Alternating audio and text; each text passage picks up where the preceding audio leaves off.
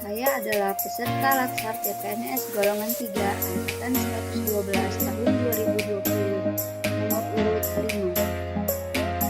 Pada kesempatan kali ini saya akan sedikit memaparkan tentang mata pelatihan Rule of Government, di mana mata pelatihan ini dibawakan oleh narasumber kita yang bernama Dr. Hieronymus Godang, SPD, MSc. Nah, apa sih Rule of Government? Rule of Government atau disingkat WOG adalah sebuah pendekatan penyelenggaraan pemerintahan yang menyatukan upaya-upaya kolaboratif pemerintahan dari keseluruhan sektor dalam ruang lingkup koordinasi yang lebih luas guna mencapai tujuan-tujuan pembangunan kebijakan, manajemen program, dan pelayanan publik. Oleh karenanya, WOG juga dikenal sebagai pendekatan interagensi, yaitu pendekatan yang melibatkan sejumlah kelembagaan yang terkait dengan urusan-urusan yang relevan. Selanjutnya, mengapa sih harus WOG? Dalam hal ini, WOG menjadi penting karena diperlukan sebuah upaya untuk memahami pentingnya kebersamaan dari seluruh sektor guna mencapai tujuan bersama. Sikap, perilaku, dan nilai yang berorientasi sektor harus dicairkan dan dibangun dalam fondasi kebangsaan yang lebih mendasar yang mendorong adanya semangat persatuan dan kesatuan. Selanjutnya, praktek WOG. Terdapat beberapa cara pendekatan WOG yang dapat dilakukan baik dari sisi penataan institusi formal maupun informal. Cara-cara ini pernah dipraktikkan oleh beberapa negara, termasuk Indonesia dalam level-level tertentu. Yang pertama, penguatan koordinasi antar lembaga. Penguatan koordinasi dapat dilakukan jika jumlah lembaga-lembaga yang dikoordinasikan masih terjangkau dan manajebil. Dalam prakteknya, span of control atau rentang kendali yang rasional akan sangat terbatas. Salah satu alternatifnya adalah mengurangi jumlah lembaga yang ada sampai mendekati jumlah yang ideal untuk sebuah koordinasi. Dengan jumlah lembaga yang rasional, maka koordinasi dapat dilakukan lebih mudah. Yang kedua, membentuk lembaga koordinasi khusus. Pembentukan lembaga terpisah dan permanen yang bertugas dalam mengkoordinasikan sektor atau kementerian adalah salah satu cara melakukan WOG. Lembaga koordinasi ini biasanya diberikan status kelembagaan setingkat lebih tinggi atau setidaknya setara dengan kelembagaan yang dikoordinasikan.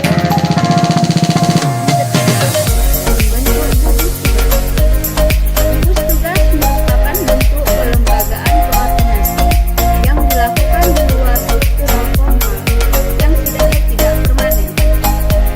Pembentukan gugus tugas biasanya menjadi salah satu cara agar sumber daya yang terlibat dalam koordinasi tersebut dicabut sementara dari lingkungan formalnya untuk berkonsentrasi dalam proses koordinasi tadi. Yang keempat, koalisi sosial.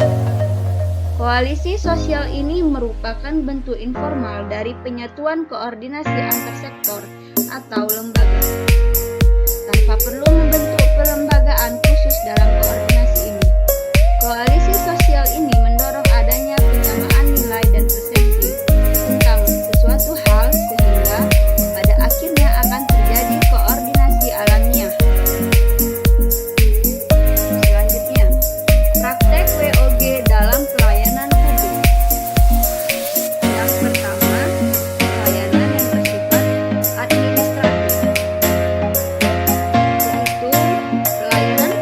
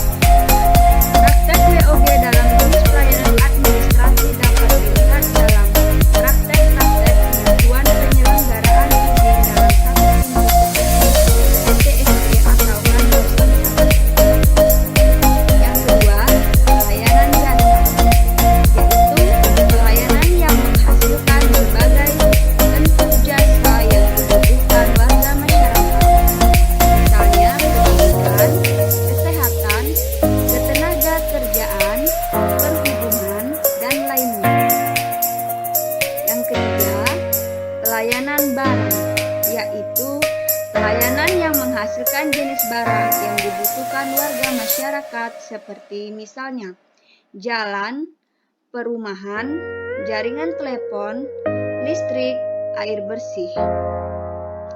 Dan yang terakhir adalah pelayanan regulatif.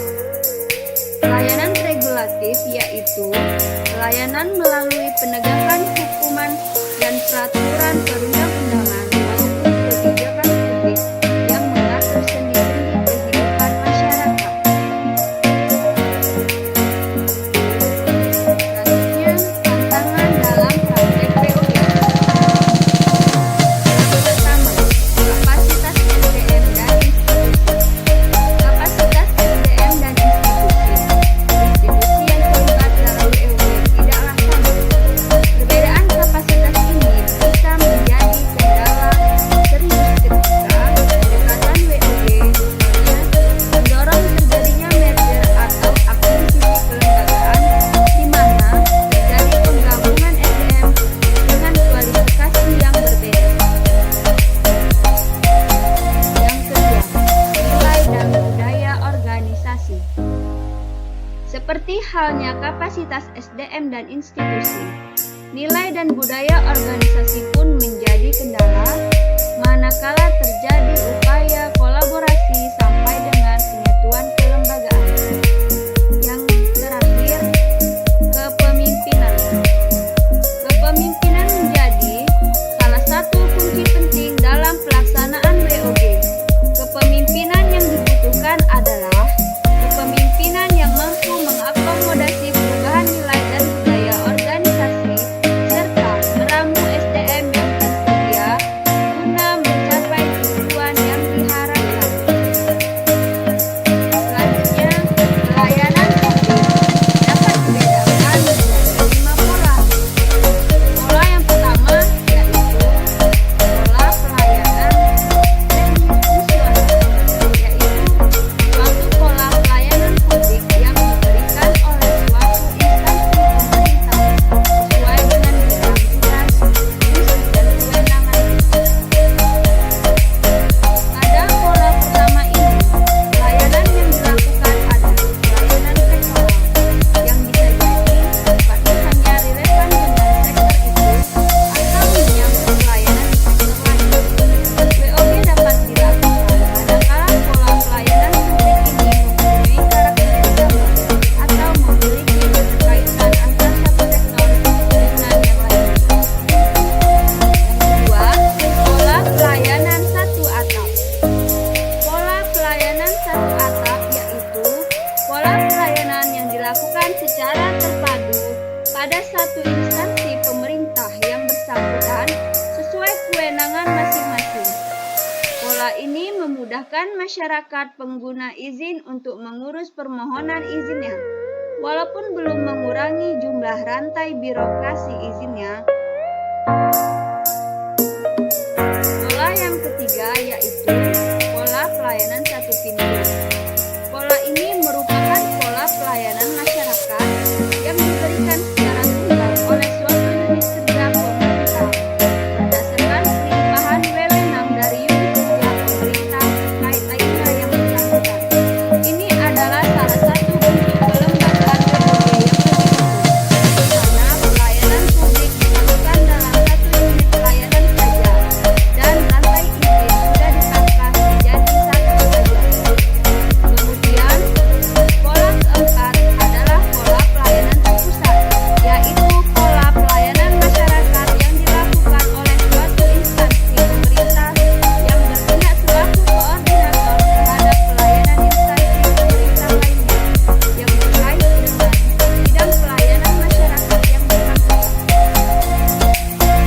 Pola ini mirip dengan pelayanan satu atap dan pelayanan satu pintu.